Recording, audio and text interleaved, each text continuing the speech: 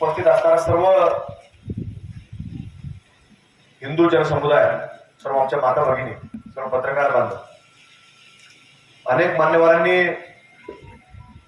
या घटनेविषयी, अनिल महाराजांविषयी जो अन्याय झाला त्याबद्दलच्या भावना व्यक्त केल्या. आणि आपल्याला प्रत्येक व्यक्तीला ही कुठेतरी मनामध्ये जागृती निर्माण झाली पाहिजे की हिंदू काय आणि आपण काय केलं पाहिजे याच्याबद्दल देखील एक मार्गदर्शन करण्याचा प्रयत्न आपल्याला केला. हा करत असताना आपल्या सर्वांना घटना माहिती आहे, बऱ्याच लोकांना माहिती नसतं की मलाही माहित होतं. आम्ही नंतर सकाळी विचारलं की सुरुवात काय झाली, अनिल महाराजांपर्यंत विषय आला. त्यांनी सांगितलं की काही पर्यटक या आसपासच्या परिसरातले आले आणि इथं काही खाण्यापिण्याकरता काहीतरी दिलं जातं, ते घेतलं. भांडे पुंडे भाड्याने दिले जातात, ते भाड्याने घेतले. आणि मग त्याच्यातली एक पळी ते कुठेतरी घाळ झाली, हरवली. मग त्याला ती मागणी केली की आमची पळी आम्हाला दे. त्याने सांगितलं ठीक आहे, आता काय 100 रुपयाचे असतात, 300 रुपये. त्यांना मला पळीच पाहिजे. ते बिचारा आपला पर्यटक तो हिंदू होता. आपण हिंदू काही लगेचच एकीवर येत नाही. मग तो बिचारा आपला गेला, दुकानात गेला, पळी घेऊन आला, नवीन घेऊन आला. तुझी जुनी होती ती खरकाटी होती, ती आमची नवीन. आता खरकाट्याला खरकटच द्यावा लागतं, पण त्याने ती घेतली, नवी दिली. त्या नवी काय असतं, नवी पचत नाही या लोकांना.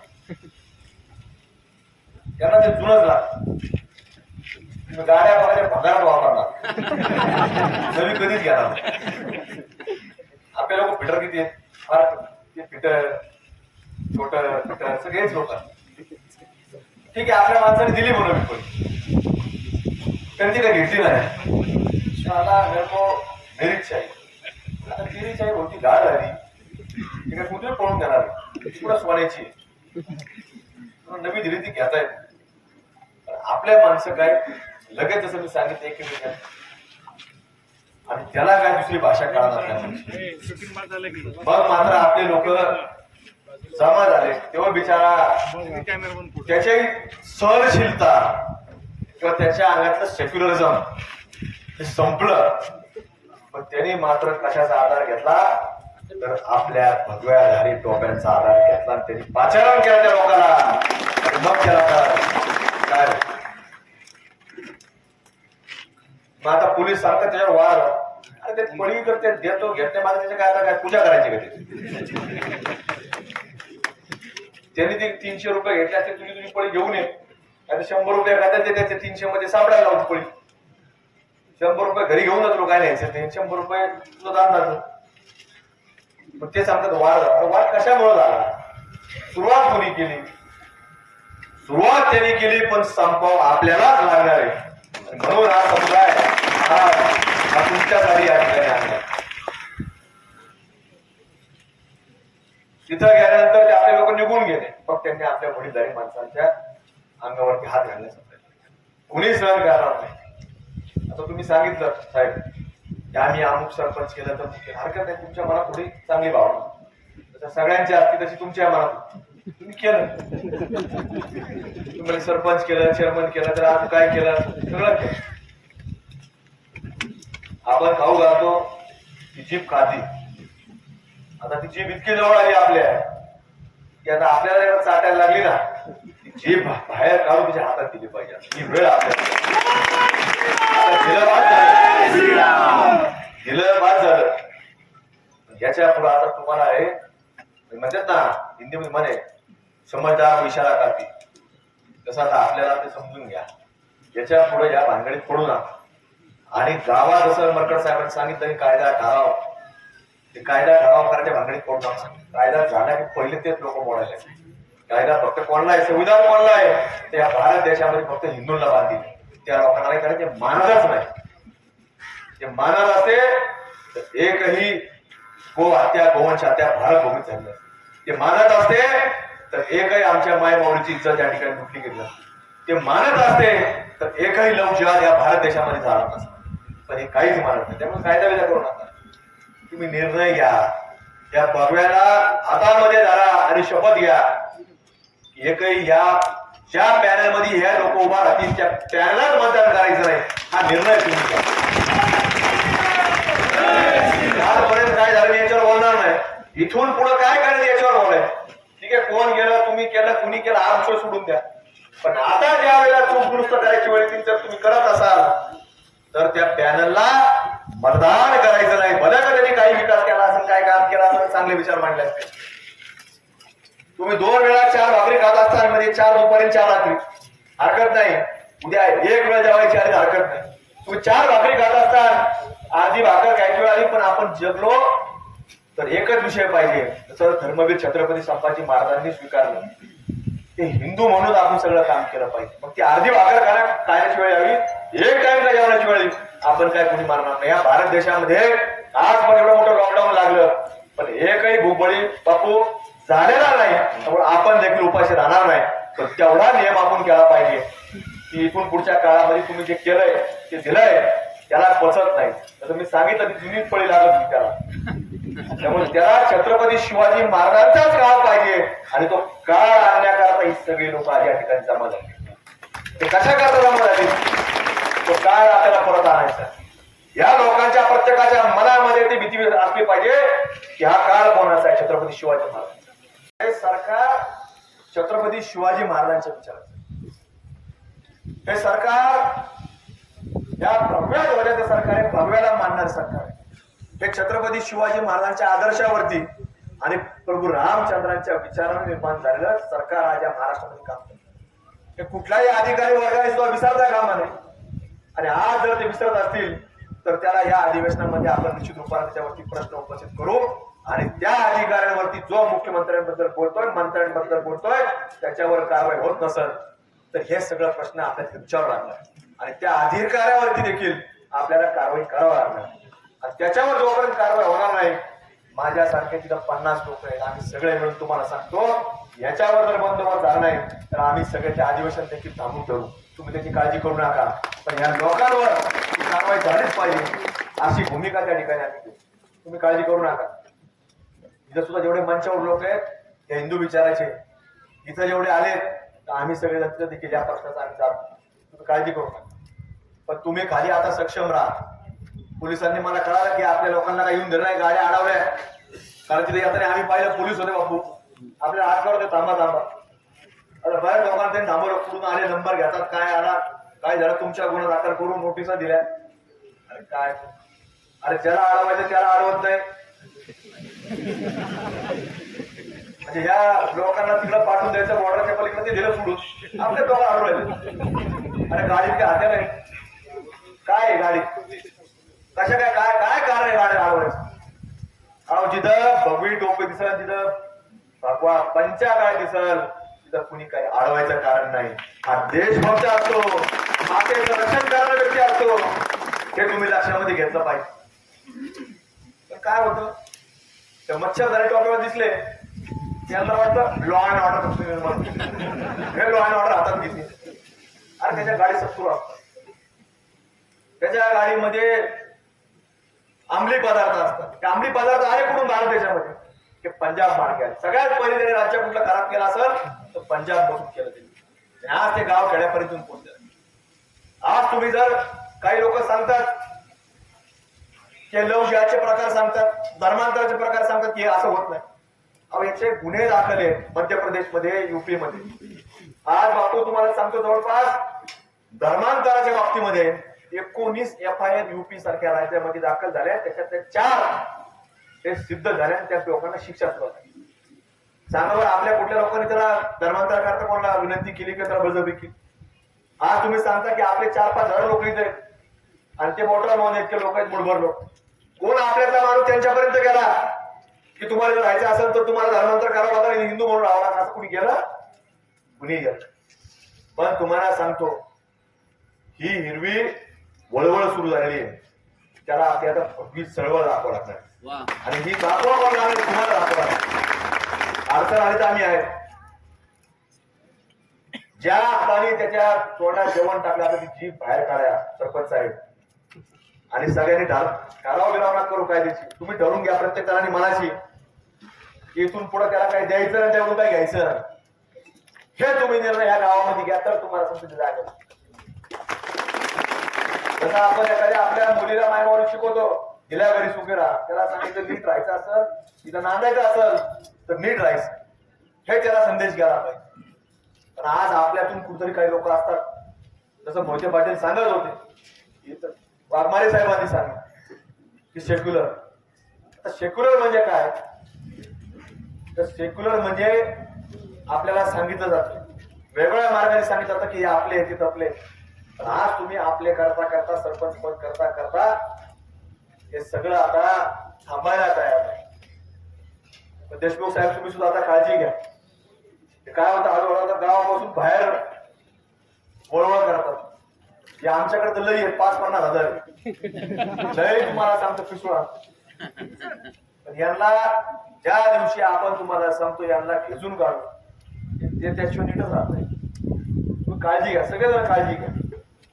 आणि हे प्रत्येकाने काळजी घेणं गरजेचं आहे. नाही घेतली वेळच्या वेळी नाही घेतली तर तुम्हाला सांगतो आपल्याला सुद्धा जसं तुम्ही सांगत होते की 2047 स्वप्न यांचं आहे की वस्तुस्थिती आहे, त्यांचं स्वप्न आहे की जसं जगामध्ये इस्लामीकरण चाललेलं आहे तसा भारत देश स्वतःचा झाला पाहिजे असा त्यांचा प्रयत्न. तसं पाहायला गेलं तर या भारतामध्ये शक्य नाहीये, हे कधी होऊ शकत नाही. कारण की भगव्यामध्ये एवढा जोश आहे, एवढा उत्साह आहे. तसं वीर सावरकर सांगायचे एक जर हिंदू जर उरला तर तो पुन्हा करोडो हिंदू या ठिकाणी उभा करू शकतो. कारण की इतिहास आहे, अनेक लोक मुघल आले, इंग्रज आले, प्रयत्न त्यांचा तोच होता, त्यांनी केलाय. पण ज्या ज्या वेळेला काही घटना घडते त्या वेळेला हिंदू पुन्हा उभारलेला आहे, पुन्हा उभा राहिला. आणि एवढ्या ताकदीने उभा राहिला की ते एक वेगळं वादळ निर्माण होतं आणि त्याच्यातनं आपल्याला हे सगळं पुन्हा कुठेतरी उभा राहिलेलं पाहायला मिळतं. औरंगजेबाच्या भारतावरती आक्रमण झालं तर आपण पाहिलं की अनेक मंदिरांचा नासधूस बापू त्यांनी करण्याचा प्रयत्न केले देखील होते. पण पुन्हा कुठेतरी एक महिला उभी राहिली, पुण्यश्लोक अहिल्यादेवी होळकरांच्या रूपानं, आणि त्यांनी या भारतभरामध्ये जेवढे मंदिर नासधूस केले होते त्याचं जीर्णोद्धाराचं काम पुण्यश्लोक अहिल्यादेवी होळकर. एक महिला सुद्धा हे काम करू शकते हे दाखवून दिलं. कुठल्याही पुरुषाचा आधार असताना ती महिला उभा आहे. आणि आज तुमच्या सुद्धा महिलांचं मी मनापासून एक हिंदू कार्यकर्ता म्हणून या ठिकाणी सकल हिंदू समाजाच्या वतीनं तुमचे आभार व्यक्त करतो. तुम्ही एवढ्या मोठ्या आणि जोपर्यंत तुम्ही जागृत होणार नाही तोपर्यंत हे गावातली मंडळी सक्रिय होणार. ज्या दिवशी महिला एकत्र येतील त्यांना लक्षात येईल की आता घरापर्यंत गेले आपल्यासोबत जावं लागतं. जर तुम्ही आल्या नाही, प्रत्येक जण म्हणला आपल्याला काय त्याचं भांडण आपल्यात बऱ्याच वेळा तसं होतं. एखाद्या माड्यावर एखादा उभा असतो आपल्या एखाद्या हिंदूला जर अन्याय होत असला ते तिकडून झूम करून शूटिंग करतात आणि गावात त्याच्या नातेवाईकांना पाहतो. तुला माहिती तुझ्या पावाने कसं मारलं, त्याला मी वेळा सांगितलं त्या मुसलमान लोकांना म्हणजे आपलेच लोक तुम्हाला सांगतो आपल्या लोकांचं मनोधैर्य खच्ची करतात. पण तेच जर तुम्हाला सांगतो होत असेल आणि तुम्ही जर त्या माडीहून खाली उतरून येऊन जे दांडकर घेऊन आले ते 100 लोक जरी असेल ना तर आपला एक माणूस जर जाऊन घ्या तर तुम्हाला सांगतो 100 लोक होऊन जातात. आणि इतिहास आहे आपला एक एक माणूस अहो किती लाखोनी संख्या सैन्य आलं होतं त्यांचं औरंगजेब. आपले किती लोक होते पण आपले लोक त्यांना ऐकत नव्हते. छत्रपती शिवाजी महाराज, संभाजी महाराज यांच्यावर सैन्य किती होतं. म्हणून आज आपण जर भारतामध्ये सगळ्यात मोठ्या संख्येने असू, आपल्याला जर सांगितलं जातंय की आपल्याला सगळ्यांना नीट राहायचंय, गुन्हेगार नाही राहायचंय, आणि जर कोणी राहत नसेल तर त्याला आपल्याला जबाबदारी ती आपली की त्याला नीट करायचं. कारण जो भारत मातेशी प्रामाणिक राहत नसेल तर त्याला कुठेही या भारत भूमीमध्ये राहण्याचा अधिकार नाही हे देखील सांगण्याकरता आपल्याला तत्पर राहावं लागतं. हिंदू धर्म हा आपल्या माय माऊलीचं संरक्षण करतो, तिला आई म्हणून माता म्हणून संबोधून पाया पडतो. आणि प्रत्येक व्यक्तीला जसं वारकरी संप्रदायामध्ये आपण पाहतो की पंढरपूरला गेलं की प्रत्येक माणसामध्ये देव पाहणे, पांडुरंग पाहणे पाया, ही आपली संस्कृती. पण जर कोणाला हे कळत नसेल तर त्याला वेगळ्या मार्गाने सांगणं सुद्धा आपल्याला गरजेचं आहे. ते प्रशासन येईल जाईल त्याची वाट नका बघ, कुणी येणार आहे ना आपलं संरक्षण करणार. ज्या ज्या वेळेला आपल्यावरती अन्याय होईल तर त्या त्या वेळेला आपण ताबडतोब तुम्हाला सांगतो त्या घटनेला रिप्लाय देणं शिका. जोपर्यंत तुम्ही ते करणार नाही तोपर्यंत आपलंही संरक्षणाचा फार मोठा प्रश्न हा समोर आल्याचं राहणार नाही. म्हणून आज ही परिस्थिती आपल्याला निर्माण. पण आम्ही सगळे लोक आपल्याला तेच सांगण्याकरता की आता तुम्ही सगळे लोक एकत्रित राहा. जास्तीत जास्त संख्येनं इथंच नाही तर ज्या ज्या ठिकाणी कुठल्या हिंदूवरती अन्याय होत असत तिथं आपण एकत्र आलं पाहिजे, एकत्र उभं राहिलं पाहिजे. पण जेवढ्या आपले भगव्याधारी लोक दिसतील, जेवढ्या भगव्या टोप्या दिसतील तेवढं सगळ्यांचं राजकीय लोकांचं पाठबळ देखील ते आपल्याला होतं. काय जिथं आपलं संख्याबळ दिसत नाही तिथं प्रत्येक विषयामध्ये आपण पाहतो की त्या ईदगाह मैदानावरती आपल्याला पाहायला मिळतं मोठ्या संख्येने, अशा हजारोच्या संख्येने ते टोप्या दिसतात आपल्याला. राजकीय लोक काय होतं, कोणाच्या बघायला जाते नाही ते एकत्र म्हणतात. त्यांना काय होतं, वरतून काय होतं, फतवा येतो. ते फतवा आल्यानंतर ते काहीच पाहत नाही. मग त्यामुळे आपल्या मागशक्ती तेवढी उभा राहते.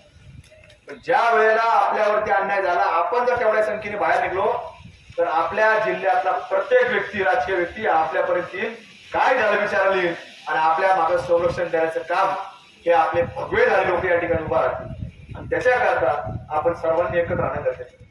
पण आज या महाराष्ट्रामध्ये अनेक घटना घडतात, मंदिरांमध्ये घडतात, लहान लहान मुलींवर घडतात, देश विरोधी कृत्य करत असताना. नुकतीच दिल्लीमध्ये काही दिवसांपूर्वी झाली घटना. सुशिक्षित लोक, डॉक्टर लोक जर सुसाईड बॉम्बवर असतील तरी आपल्याकरता फार मोठी चिंतेची बाब. आणि ते काय म्हणून बाहेरून नाही आले, भारत भूमीतच घडलेले. आता जन्म इथला. काही काही लोक सांगतात गावामध्ये, आता मलाही सकाळपासून ऐकायला भेटलं की ते 2च लोक खराब आहेत, बाकी सगळे चांगले. आता त्यांना काय दाखला दिला तर कोणी चांगले, जे लोक बोकांडी घ्यायची वाढ बघायच्या. म्हणजे हे चाललंय काय, हे 2च लोक खराब. तसं नसतं. या 2 लोकांची तयारी त्यांनी केलेली असती की तुला शहीद व्हावं लागलं तरी हरकत नाही, पण तुम्ही करत राहा, आम्ही सगळ्या प्रकारची रसद, मग तुझं कुटुंब सांभाळून तुला अडचण देणार नाही, तुझ्या घरी पैसे देऊ, पाणी देऊ, सगळं देऊ, पण तू बघ ते करत राहा. असं मार्गदर्शन त्यांचं बंद खोलीमध्ये होतं. आणि त्याच्यात हे सगळ्या विचारांचा उदय होतो. हे काय अचानक घडत नाही. आता मला सांगा, उद्या आपल्यामध्ये जर बैठक झाली, सगळ्यांचं ठरलं की याला कोणी मदत नाही करायची, किती काय असला त्याची ताकद नाही. तुम्हाला सांगतो काय करायचं होईल का ताकद आपल्यामध्ये, त्याला कोणी मदतच नाही करायची, गावात त्याला बाजून टाकायचं म्हणतात, बापू कुणीच करा. पण ह्या लोकांमध्ये तुम्हाला सांगतो, हे बसून ठरवून त्या लोकांना पुढे राहतात याची सगळ्या तो सांगतो की माझी सगळी तयारी. आणि म्हणून ह्या अशा विचारातनं त्या डांगेचा उदय झाला. म्हणून तुम्हाला सर्वांना आता खबरदारी घ्यावी लागणार आहे. आणि याच्या विरोधामध्ये कुठेतरी आता एकत्र राहून आपल्या अनिल मानवांसारख्या मार्गांवरती कुठेतरी अन्याय होत असेल तर आज आपण फक्त समर्थनापुरते नाही, ज्या ज्या वेळेला कुठली वेळ येईल तर त्या त्या वेळेला आपल्याला अनिल महाराजांच्या मागे उभा राहून त्यांना संरक्षण देणे आणि वेळ प्रसंगी जो हात महाराजांपर्यंत येईल तो हात तुम्हाला सांगतो तो काढून टाकण्याकरता देखील आपल्या लोकांना पुढे उभा राहावं लागतं.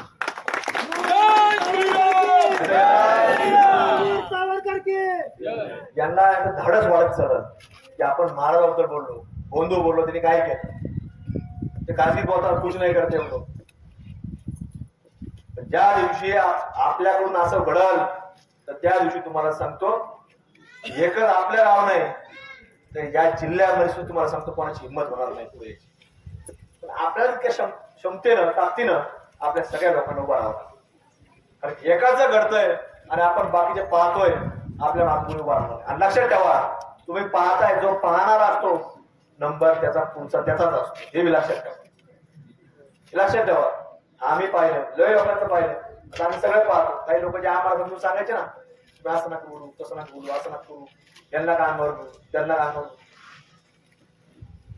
महिन्यात 2 महिन्यातच फोन यायचा, मला असं घडलं, आमचं लेकरून नेलं, तुम्ही या. म्हटलं तू तर लय सांगत होता आम्हाला, नाही आता आमची चूक झाली. त्यामुळे तुमची सुद्धा आज चूक झाली, ती दुरुस्त करा. दुरुस्त करायची संधी भगवंताने दिली, परमेश्वराने दिली, दुरुस्त करा. आणि मनुष्य जीवनामध्ये जरी आपल्याकडून काही चुका घडल्या असतात तर त्या दुरुस्त करून आपण फक्त जगत असताना एकच विचार असला पाहिजे, एकच ध्येय असलं पाहिजे आणि ते फक्त हिंदू म्हणून असलं पाहिजे, त्यापेक्षा पहिलं काही नसावं. हेच तुम्हाला सांगण्याकरता आम्ही सगळे लोक या ठिकाणी आलो. बोलण्यासारखं भरपूर आहे, अनेक लोक आता बोललेले आहेत. सकाळपासून बऱ्याच वेळापासून तुम्ही सगळे उपस्थित आहात, पण आपल्याला या सगळ्या अन्यायाच्या विरोधामध्ये सातत्य ठेवून उभा राहायचं, काम करायचं. नाही केलं तर आपल्याला संकट आल्याशिवाय राहणार नाही. काही लोक तुम्हाला बोलतील किंवा पोलीस अधिकारी बोलतील थोड्या वेळाने, झालं का तुमचं, झालं का, आता काय बोलतील, तुम्हाला काही चेष्टा करतील. पण त्या लोकांनी ज्या ज्या जिल्ह्यामध्ये काही घटना आल्या, नागपूर सारख्या ठिकाणी झाल्या, आमच्या कायदेनगरमध्ये झाल्या, मुंबईमध्ये घडल्या, की खाकीवर सुद्धा हात टाकायला कधी मागा पुढे सरकले नाही. हे सुद्धा पोलीस प्रशासन लक्षात घ्यावं. आणि पोलीस प्रशासनाने सांगतो की आता या महिन्यात अधिवेशन चालू होणार आहे. या लोकांवरती जर तुम्ही कारवाई केली नाही अधिवेशन चालू होण्याच्या आत, तर माझ्यासारखे शेकडो लोक त्या सभागृहामध्ये आहेत. आम्ही सगळेजण तुमच्यातला प्रमुख जो काय कुणी असेल त्याच्यावरती कारवाई झाल्याशिवाय आम्ही थांबणार नाही. तो तुम्हाला भैया आप आगे बढ़ो, हम तुम्हारे साथ हैं. भैया आप आगे बढ़ो, तुम्ही काय नोटीस देता, तुम्ही गाड्या अडवता, हे सुद्धा आम्ही सरकारपर्यंत कळवणार आहे. हे आपल्याला करावं लागेल. कायदा विधा काय शासन करणार, सगळ्या गोष्टी शासनावर अवलंबून नसतात. आणि जो कायदा होतो त्याला मोडीत करण्याकरता ते लोक सगळ्यात पुढे असतात आणि त्याचेच परिणाम आपण भोगतो. म्हणून आपण सगळ्या जणांनी तुम्हाला सांगतो एकत्र राहून आपल्याला काम करावं लागणार आहे. हे सगळं आम्ही बघतो आता पुढे काय काय त्याच्यात व्हिडिओ वगैरे आम्ही मागितलेले आहेत, त्याचे पुरावे आम्ही मागितलेले आहेत. त्या अधिकाऱ्यांना आपण कारवाई करायची मागणी करू, जो मंत्र्यांबद्दल बोलतो, मुख्यमंत्र्यांपर्यंत बोलतो, आणि पोलीस कारवाई मात्र हिंदूंवर करतात. ही सगळी बाब आम्ही सरकारपर्यंत पोहोचू, शासनापर्यंत पोहोचू, मुख्यमंत्री महोदयांपर्यंत पोहोचू. पण याच्या बाबतीमध्ये पोलिसांना सुद्धा आमची विनंती आहे की तुम्ही ते काही आमच्यावर वेळ येऊ देऊ नका, तुम्ही ती कारवाई करा. आणि या आमच्या सगळ्या लोकांना कुठंतरी या सगळ्या विषयांपासून कुठेही कायदा हातात न घेऊ देण्याची वेळ की तुमच्या हातामध्ये, की कुठेही कायदा कोणाच्या हातात घ्यावा लागणार नाही. ही जबाबदारी कोणाची असेल तर ती प्रशासनाची. आणि लॉ अँड ऑर्डरचा प्रश्न हा फक्त ते लोक नाही करू शकत, तर उद्या वेळ आली तर आमच्या सुद्धा लोक करू शकतात. ह्याची मात्र तुम्ही सर्वांनी एक खबरदारी घ्या. तुम्हाला वाटतं की जे 10-20 आले त्याच्यात काही नसतं, काही करत नाही, आमचं एक जरी धावणार ते पळून जातात. ते उदाहरण हे लिहिलेलं आहे सगळं, शिवाजी महाराजांच्या याच्यामध्ये लिहिलेलं आहे, संभाजी महाराजांनी लिहिलेलं आहे की आपल्या एक फक्त नुसता आवाज ऐकला ते झोपत नव्हते, ते घोड्याच्या टापा आवाज तिकडे पडायचे. हे इतिहास आहे, त्यामुळे तुम्ही कोणी घाबरू नका. सगळ्यात भेकाड कोणी असेल तर ते लोक आहेत. कोणते लोक आहेत? गव्हर्नमेंट. लक्षात ठेवा, अजिबात त्याला घाबरायचं नाही. तुम्ही घाबरू नका. फक्त आपले लोक एक विचाराने आणि कुठल्याही खाली समाजामध्ये न विखुरता फक्त भगव्या खाली एकत्र हिंदू म्हणून आपण या आणि या विचाराशी सगळ्यांनी सहमत होऊन कुठे काम ठेवा, हेच तुम्हाला या निमित्तानं आम्ही सांगण्याकरता या ठिकाणी आलो आहोत. महाराज आमच्या सगळ्यांच्या वतीनं तुम्हाला शाश्वती देतो की तुम्ही तुमचं काम थांबू नका. आणि हा जो षडयंत्र रचला गेला हा काय अचानक रचला गेलेला नाही. हा रचत रचत रचत तुमच्यापर्यंत आलेला आहे आणि एवढ्याच करता आलेला आहे. हे सगळं इथं जसं सरपंच पद मिळाल्यानंतर त्यांच्या इच्छा आकांक्षा वाढल्या आणि वाढल्यानंतर त्यांचा प्रयत्न होता की हळूहळू ध्रुवीकरण वाढवायचं. आणि तुमच्यासारखे लोक एकदा काम करण्याचं थांबले तर त्यांचा पहिला टप्पा यशस्वी होतो, त्यांचं पुढं काम चालू होतं. त्यामुळे आम्ही सगळेजण तुमच्या पाठीमागे आहोत. कुठेही न थांबता, न घाबरता, न डबकता हा भगवा वादळ हे तुमच्या पाठीमागे उभा राहील. आणि फक्त इथंच नाही, इथं काही घटना घडली तर याचे पडसाद या महाराष्ट्रामध्ये उमटल्याशिवाय राहणार नाही याची खात्रीची आम्ही तुम्हाला आमच्या सर्वांच्या वतीने देतो आणि आपली सर्वांची रजा घेतो. धन्यवाद. जय हिंद, जय श्रीराम, जय शिवराय.